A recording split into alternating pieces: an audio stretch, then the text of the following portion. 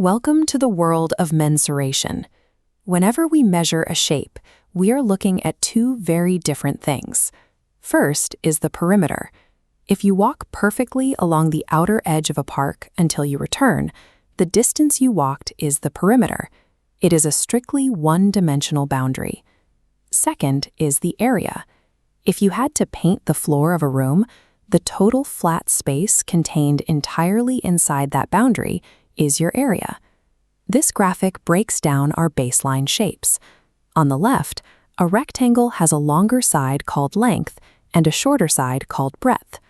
On the right, a square has four identically sized outer edges, simply called the side.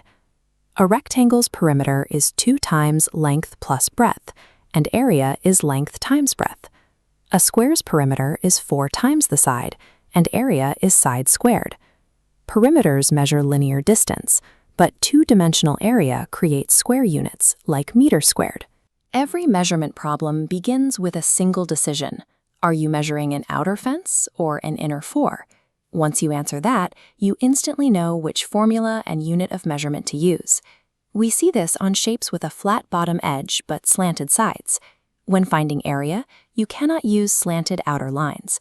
Instead, you need two measurements: the base and a straight vertical line drawn inside, called the height, meeting at a 90-degree angle. Once you have those internal measurements, the formulas are straightforward. A parallelogram's area is just base multiplied by height. A triangle is exactly half of a parallelogram, so its area formula adds the fraction 1/2.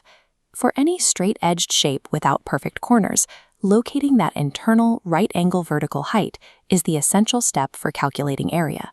This brings us to a shape with no straight edges at all.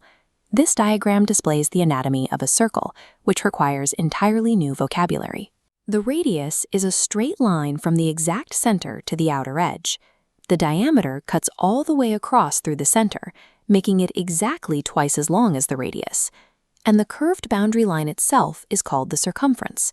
To measure that boundary, we use a constant called pi. If you take the circumference of any circle in the universe and divide it by its diameter, you always get this number. In calculations, we typically use the fraction 22/7. Here are the formulas. The circumference is 2 times pi times the radius. The area is pi times the radius times the radius. Watch where the number 2 is placed. It's a multiplier for the boundary fence, but area requires multiplying the radius by itself. Test this. Calculate the wire needed to fence a circular garden with a radius of 14 meters.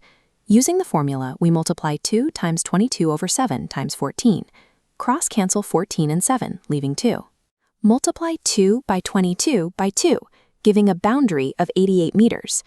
Measuring circles relies on securing a single measurement, the radius. With that value and the constant pi, you can calculate every part of the shape.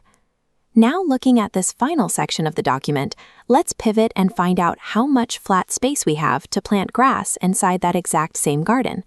Because we are covering the internal flat space, we use the area formula. We set it up as 22/7 multiplied by 14 multiplied by 14. Just like before, we divide the first 14 by 7 to get 2.